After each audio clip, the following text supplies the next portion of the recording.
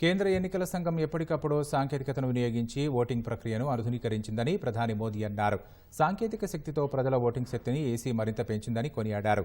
నిష్పాక్షికమైన polling ప్రక్రియకు నిబద్ధతను కూడా చూపించిందని చెప్పారు. 118వ మన్ కీ బాత్ కార్యక్రమంలో భాగంగా దేశ ప్రజలను ఉద్దేశించి రేడియోలో ప్రధాని మాట్లాడారు. ప్రతి నెల చివరి ఆదివారం ఈ కార్యక్రమాన్ని నిర్వహిస్తున్నప్పటికీ రిపబ్లిక్ డే దృష్ట్యా ముందుగానే వచ్చిందని చెప్పారు. ఈ గణతంత్ర దినోత్సవం రోజున రాజ్యాంగం అమలులోకి వచ్చి 75 వసంతాలు పూర్తి చేసుకోనుందని ప్రధాని పేర్కొన్నారు. భారత రాజ్యాంగ పరిషత్తు చైర్మన్ రాజేంద్ర ప్రసాద్తో పాటు అంబేద్కర్, శ్యామాప్రసాద్ ముఖర్జీలతో సహా కొంతమంది సభ్యుల ఆడియో క్లిప్లను ప్రధాని ప్లే చేశారు. వారు ప్రోత్సహించిన విలువలను అందులో ప్రముఖంగా ప్రస్తావించారు. రాజ్యాంగ నిర్మాతల ప్రేరణతో వారు గర్వపడే భారత్ను నిర్మించాలని ప్రజలకు మోదీ పిలుపునిచ్చారు. ఉత్తరప్రదేశ్లోని ప్రయాగ్రాజ్లో జరుగుతున్న మహాకుంభమేళాకు ప్రపంచం నలుమూలల నుంచి భారీ సంఖ్యలో భక్తులు వస్తున్నారని ప్రధాని తెలిపారు. మహాకుంభమేళా భిన్నత్వంలో ఏకత్వాన్ని జరుపుకునే ఉత్సవమని వ్యాఖ్యానించారు.